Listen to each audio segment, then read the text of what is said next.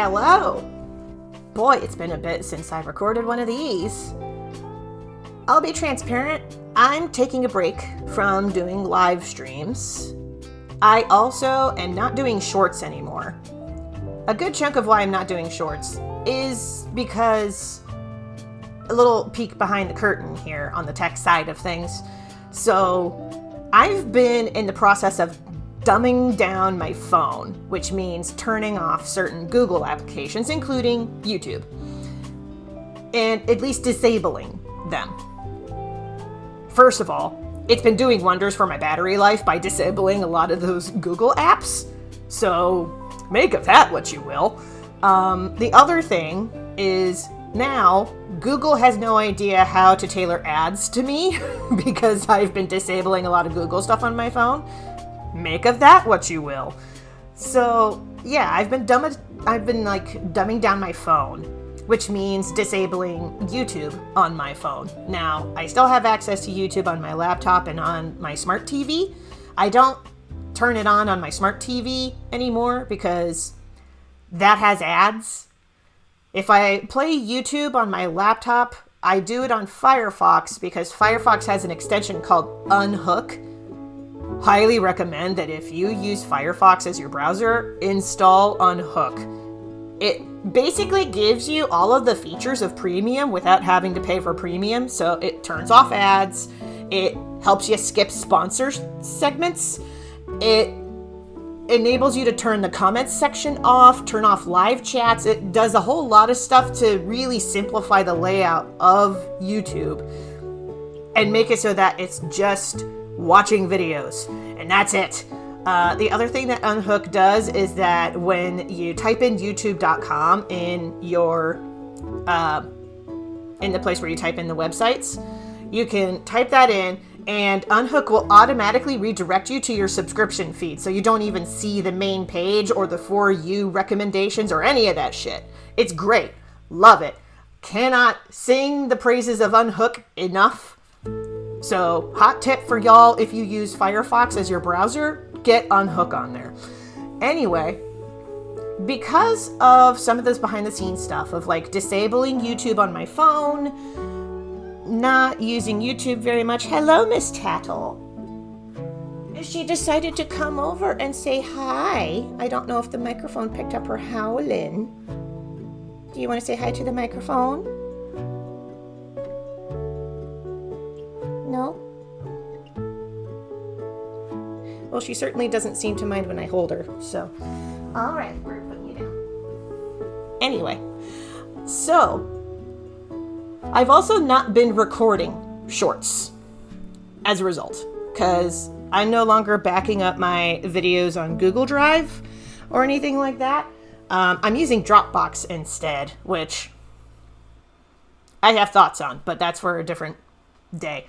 Anyway, but because I've not been recording shorts, and because I disabled YouTube on my phone, I discovered there's not really an easy way to upload shorts on desktop or laptop, which means there's not really an incentive for me to upload shorts, so I'm just not going to do them. So that's my reasoning for that. It's gotten to where I'm like, you know what? There's too many technical hoops. I'm just not going to do it. Live streams? I'm taking a break from live streams mostly because, there's a couple of reasons.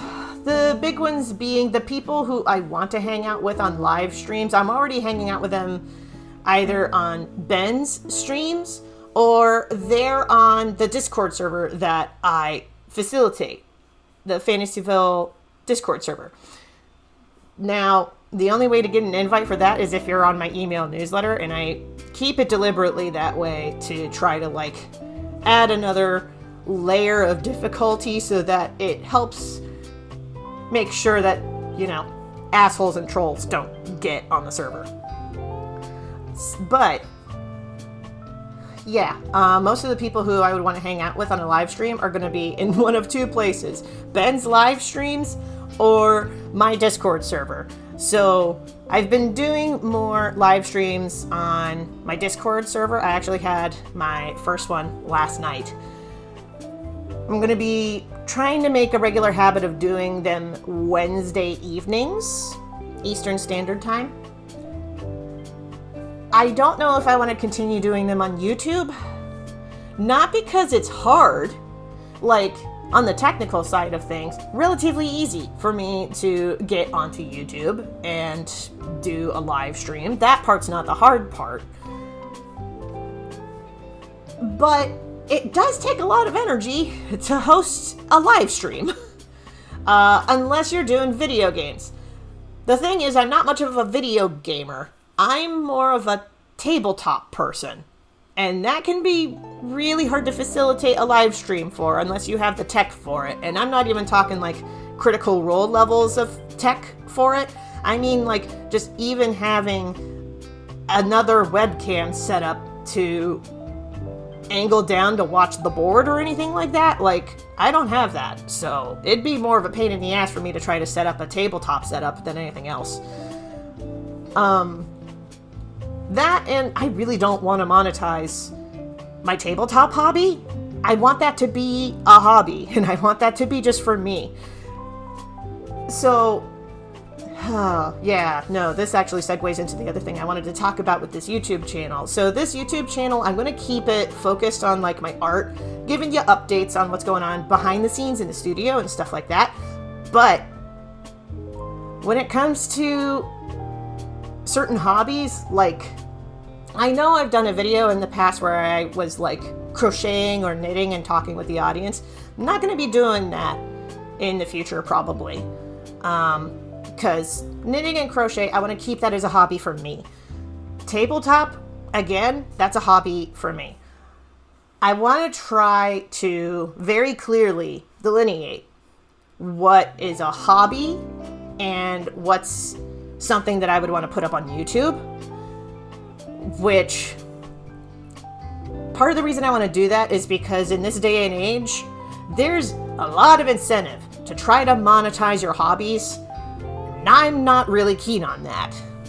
My hobbies are for me, and they are for me to recharge at the end of a work day. My work is comics. I love my work, and I want to do more of it. And the way that I do more of it is to have very clear delineations between my work time and my hobbies. If any of those lines start to bleed, that's when stuff gets tricky. So, yeah, moving forward, we're going to keep this YouTube channel to just talking about the, like, art studio stuff, the behind the scenes stuff, not so much any of the hobby stuff. And don't expect any, like, spin-off YouTube channels for those either. Again, not interested in monetizing any of that stuff. Not that I think this YouTube channel would get monetized at all, but you never know. And I'm trying to hedge my bets and prepare ahead of time and have very clear boundaries between things. That's the thing that I've been working on for the last, like, month and a half. God, the last month and a half have been a lot, because I moved house. I discovered a few things about my new roommate, who is also my younger sibling, with BPD, which, if you don't know what that means, that's borderline personality disorder. If you have never lived with anyone with borderline personality disorder, just know it's a lot. And it's especially a lot for my autistic ass. So, yeah, imagine somebody like me who is trying to draw very clear boundaries and somebody with BPD who does not know what boundaries are. So, there's been a lot of roommate negotiations, we'll put it that way. It's fine. We're getting along fine. And I'm mostly saying that because I know that my mom watches these videos. We're getting along fine. So, no, the last few weeks I've been moving house And then very shortly after moving house, I've been getting ready for Ann Arbor Comic Arts Fest, which was this past weekend. Had a great time at A2CAF, which is what Ann Arbor Comic Arts Fest's initials are. I was there last year, and I'm so glad that I got to go again this year. Because it's like every time that I go, when I come back, my heart feels so full because I get to be surrounded by independent comics creators. We get to just hang out and show off our work. We get to meet people who are enthusiastic about independent comics and are jazzed to hear our pitches. It's great. And not just because of the sales, although the sales are nothing to laugh at. Like, this past weekend was even better than Genghis Khan a few months ago. And Genghis Khan a few months ago was my best show that I did in 2024. So A2CAF this past weekend was even better than that, sales-wise. Like, that was the first weekend I actually neared $600 in terms of sales, which for independent creators like myself is actually kind of high. I know it's not anything to sneeze at when you look at, like, for example, the Starfish Face, because the Starfish Face has gone on record about going to, like, an anime convention and making upwards of, like, $2,000 or $3,000 in a single show over the span of 3 days. But, like, when it comes to independent fests like A2CAF, making nearly $600 is actually, like, really good, especially for a 2-day show. It's great. So a little peek behind the curtain on that. I think some of the things that worked in my favor when I went to A2CAF, thing one, I brought a ton of zines, and people were really jazzed about the zines.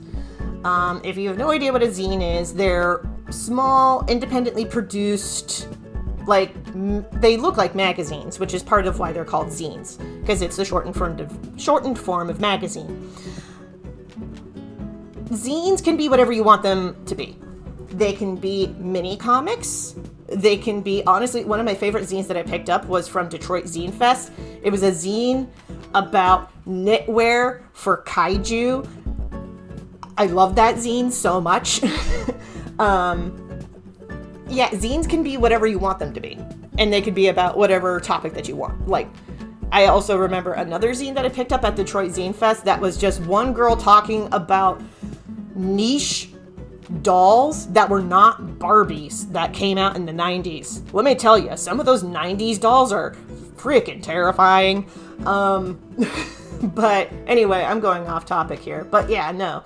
A2CAF, Detroit Zine Fest, Genghis Khan, those kinds of shows really specialize in independent comics creators and zines. And those are the shows that I really, like, thrive at. I have not done an anime convention since MatsuriCon pre-pandemic. Mostly because anime conventions are notoriously hard to get into. Like, I'm local to another anime convention, Animarathon, and that thing, the artist alley applications for that show fill up within a day, and even then, like, you're lucky if you get waitlisted. So, yeah, no, anime conventions notoriously hard to get into. Shows like A2CAF, Detroit Zine Fest, Genghis Khan, those shows, the requirement is that the majority of your table be dedicated to zines or comics, depending on what the show is. Like Detroit Zine Fest, they want the majority of your table to be dedicated to zines. A2CAF, they want your table to be mostly dedicated to comics. And that includes zines and mini comics. Those are allowed. But unfortunately for people like my friend Chloe, that means that they won't be able to get into A2CAF unless they get a comic on the table. Sorry, Chloe. Chloe pretty much specializes in prints, like art prints. And those are generally like A2CAF wants you to make comics and they want you to show off your comics. Those are the shows, again, that I thrive in and I do the best at sales-wise. That said, I'm thinking about branching out into other forms of merch and other events. And mostly I'm thinking about, especially locally, here in my city, there are some outdoor fests that I was thinking about applying to, but if I applied to those, I would apply as a caricature artist, not with the stuff that I would normally take to shows like A2CAF.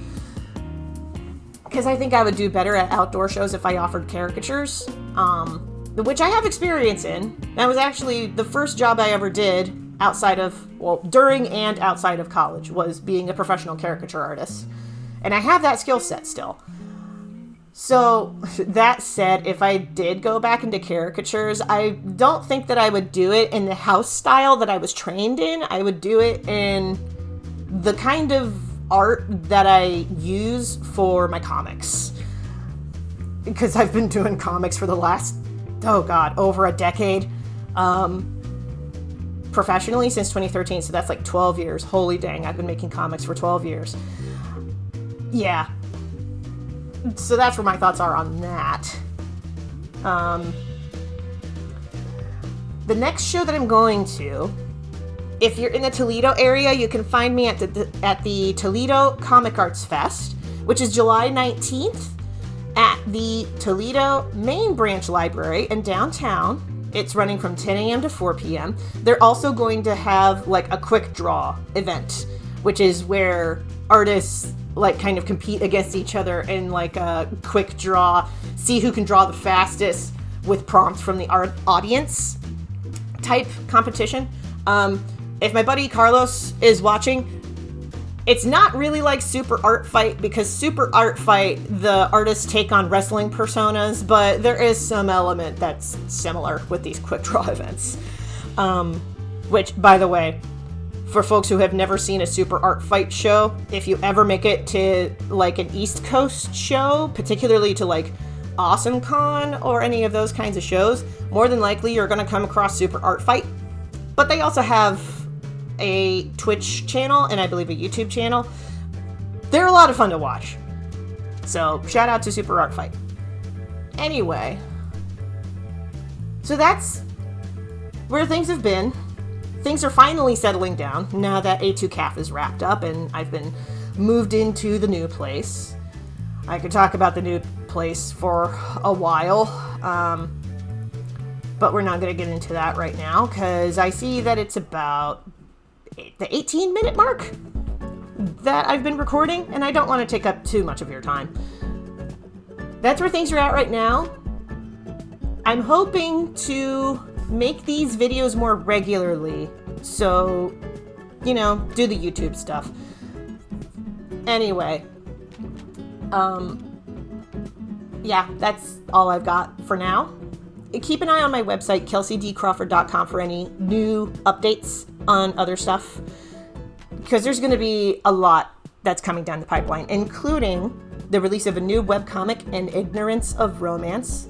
So sign up for my newsletter to find out when that officially launches. The link to sign up for that will be at kelseydcrawford.com. That's KELCID Crawford.com. That's all I've got for now. Thank you for listening. You are awesome.